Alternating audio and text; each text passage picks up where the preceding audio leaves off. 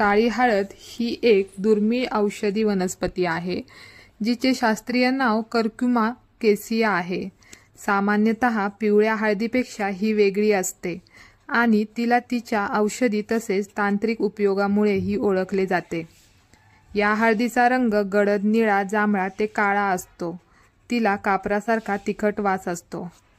काळ्या हळदीत कर्क्युमिनचे प्रमाण इतर हळदीपेक्षा जास्त असते, ज्यामुळे ती एक शक्तिशाली अँटीऑक्सिडंट आणि अँटी इन्फ्लेमेटरी म्हणून ओळखले जाते.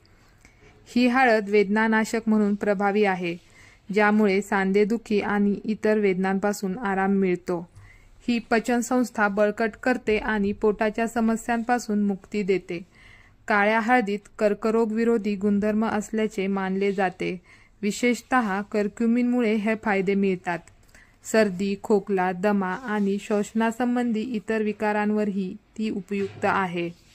आयुर्वेदात तिचा उपयोग त्वचा समस्यांमध्येही केला जातो.